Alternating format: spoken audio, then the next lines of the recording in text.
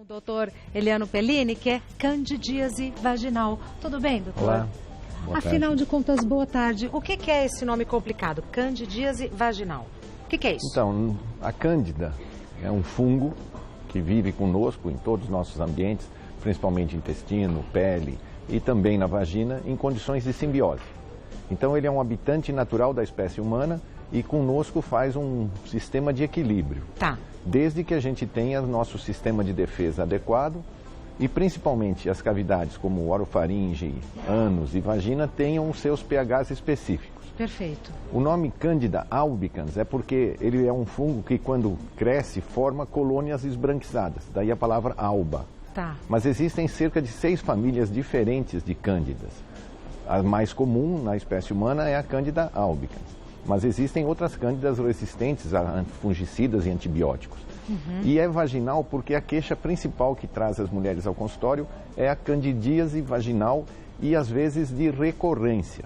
Aí que eu queria chegar. São mulheres que têm 3, 4, 5 episódios por ano, extremamente inconvenientes porque prejudicam a vida sexual, favorecem infecções urinárias e é uma queixa irritante de ardor, de queimação.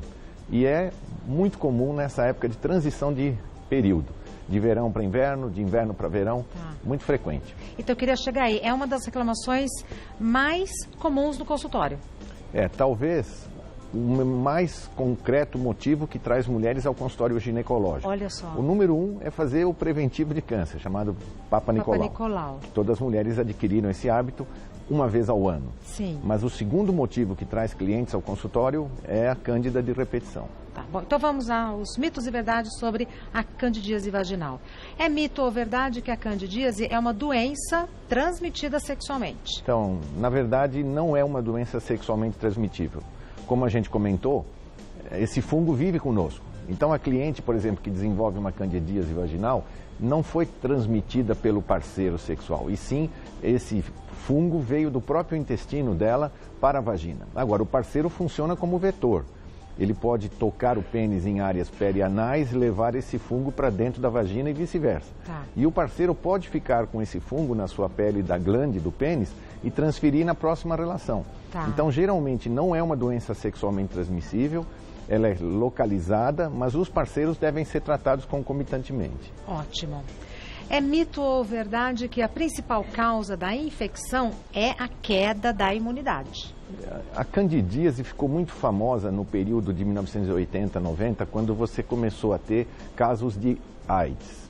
E a AIDS é uma doença viral que ataca o nosso sistema imunológico. Sim. Essas pessoas desenvolviam fungos em várias áreas, principalmente no pulmão e também na vagina e também no ânus e também na faringe. Daí se tem essa ideia de que quando cai a imunidade a cândida progride. Isso Sim. é real. Faz Mas sentido. Faz sentido, mas não é a causa principal de infecção. Entendi. Vamos continuar com mitos Sim. e verdades.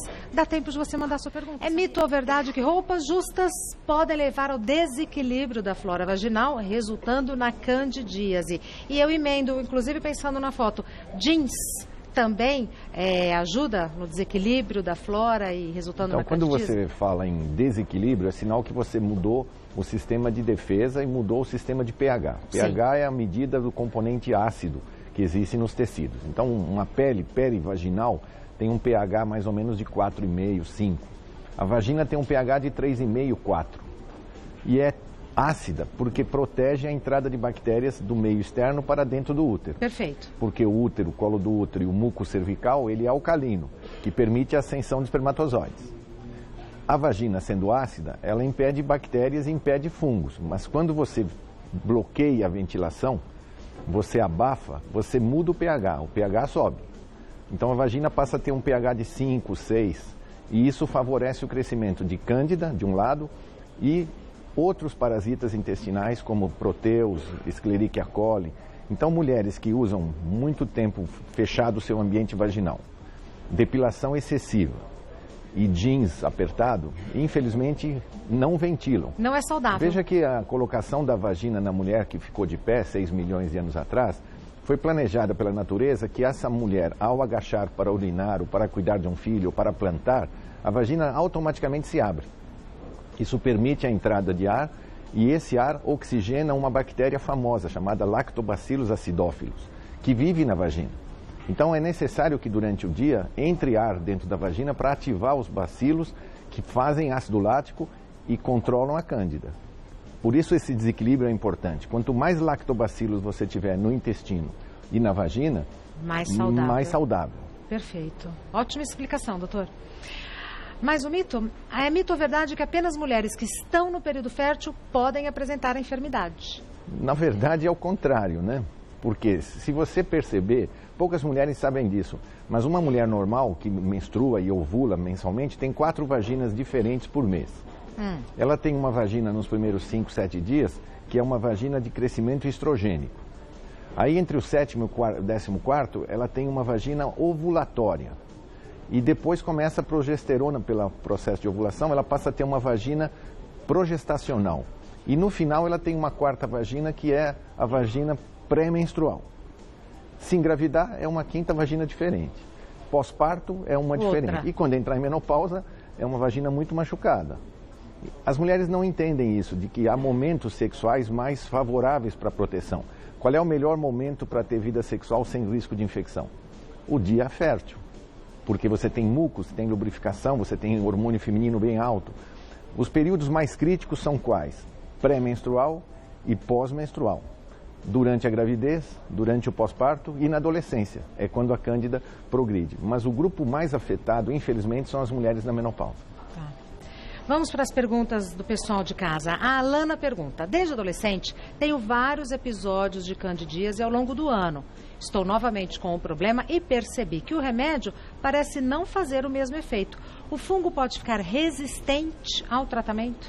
Alana, você não é a única que vive essa experiência chamada candidíase de repetição. E, infelizmente, essas clientes são muito afetadas por erros de diagnóstico. Então, o ginecologista está muito habituado a fazer o exame especular, olhar o líquido vaginal e fazer um diagnóstico visual. Qualquer coisa que lembre branco colado na parede é cândida. Vai na conta da cândida. E, na verdade, às vezes não é cândida, é simplesmente descamação celular que forma esses grumos de tecido que imitam a cândida. E, infelizmente, pode ser isso. Você já não está mais tendo uma candidíase, sim uma infecção secundária por outra bactéria. Tá. E o tratamento é completamente diferente. O antimicótico age para cândida, mas existem cremes que agem contra bactérias específicas intestinais, principalmente E. coli ou proteus. Nesse caso, é possível que também a cândida, durante muito tempo, dentro da vagina, ela produz um microfilme, chama-se biofilme. E ela se protege de tal forma que você coloca o creme na vagina, não atinge a cândida que está protegida por esse biofilme. Então, para tratamento de candidíase de repetição, nós temos que aumentar a acidez vaginal. Você tem que ter um ácido, geralmente se usa o ácido bórico em óvulos, para destruir esse biofilme e aí o antifúngico funciona. Mas é tudo local, nada via oral. Tudo local. Nesse momento, o fenômeno de tratamento é melhor que seja local. Porque se você usa via oral, você destrói a cândida e as bactérias do intestino que são simbióticas conosco. E que precisa. Então, o ideal é local. Só que, infelizmente, algumas cândidas são resistentes. Então, quando você já teve mais de 4 episódios anuais, vale a pena o investimento de colher material e fazer um fungiograma. Investigar qual é realmente o fungo. Às vezes temos surpresa de não ser uma cândida albicans, e sim uma cândida albrata, ou gablata, que são realmente resistentes. Quais os sintomas da candidíase vaginal, os mais comuns? As mulheres conhecem isso de cor e salteado, né? Geralmente ardor, dificuldade no ato sexual por sensibilidade, chama-se dispareunia, corrimento branco leitoso em placas brancas coladas na pele vaginal e pode evoluir para infecção urinária, cistite, queimação, vontade de urinar constante. Mas o que incomoda muito é esse líquido leitoso que durante o ato sexual arde inclusive o pênis do parceiro. Tá. Então a cândida é simples, é benigna, não é uma coisa agressiva, não causa infecções graves dentro do útero, mas ela é realmente muito incômoda. Chata. Casa Sheila. Estou com corrimento, coceira e ardência na região íntima. Como posso diferenciar a candidíase vaginal de uma infecção urinária? São fenômenos diferentes, mas podem estar associados. A candidíase nós acabamos de comentar, tem todas essas queixas, né? Ardência na região genital, dificuldade sexual, corrimentos esbranquiçados e principalmente pode evoluir a seguir para uma cistite ou uma infecção de trato urinário. Quer dizer, geralmente a cândida não causa infecções urinárias. Mas geralmente ela não. agride a região, modifica o pH, diminui a defesa e, inflamando a região, facilita a entrada de outras bactérias. Perfeito. A mais comum é uma bactéria intestinal, também benigna, chamada Escherichia coli, mas dentro do trato urinário pode levar à infecção. A gente chama de infecção de trato urinário baixo, quando é uretra e bexiga. Mas pode ascender pelo ureter e levar a infecções urinárias altas, extremamente graves, chamadas pielonefrites. Como se diferencia? A infecção urinária gera vontade de urinar constante. Ao urinar, sensação de queimação e dor. A cor da urina tende a ficar mais escura, às vezes até com sangue. E, infelizmente, pode surgir, se a infecção progredir, febre, mal-estar, queda de estado geral. O tratamento é diferente, numa se usa antibiótico, infecções urinárias, e no outro se usa antifúngicos. Perfeito. Mais uma pergunta enviada pela Renata. O remédio utilizado para tratar a candidíase corta o efeito da pílula anticoncepcional? Muitas mulheres têm receio do uso de anticoncepcionais hoje por esquecimento, por não adesão e muito essa história de que eu usei um antibiótico e cortou o resultado da pílula. Existem muito poucos antibióticos ou drogas que podem interferir com anticoncepcionais. Um antibiótico usado para quem tem tuberculose, chamado rifampicina, ele sim diminui o efeito, tanto que as pessoas que fazem esse tratamento são orientadas a usar métodos contraceptivos como camisinha junto. E também você pode ter anticonvulsivantes. Pessoas que têm ataques epiléticos, por exemplo, e usam anticoncepcionais, têm que ser alertados que o efeito pode reduzir. Mas os antifúngicos que você usa, tanto via oral quanto via vaginal, não interferem com o anticoncepcional. Não interferem. Não interferem. Tá. Taxativamente não interferem. Não interfere. É bom deixar bem explicadinho, né? O doutor Eliano Pellini é ginecologista e chefe do setor de saúde e medicina sexual da Faculdade de Medicina do ABC.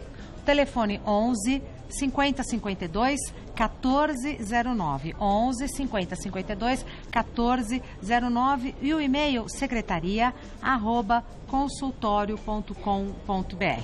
secretaria@consultorio.com.br. Muito obrigada, Ok, doutor. estaremos próximos. Estaremos próximos. E o doutor falou uma coisa antes de começar que eu vou dividir com vocês. Ele não parece o Alckmin? Parece muito, olha. Mas eu não sou em cima do muro. Nem chuchu. Muito obrigada. Mas eu já dei de autógrafo no supermercado, porque alguém me olhou assim e falou, eu conheço o senhor. Eu falei, do programa da Mulheres? Ele falou, não, o senhor não é um governador? Eu falei, me dá aí que eu assino. Assinou o quê? Eliano ou Geraldo? Não, na nota da conta do supermercado. Assinei Alckmin. Alckmin. Não volta mais, governador. Muito obrigada.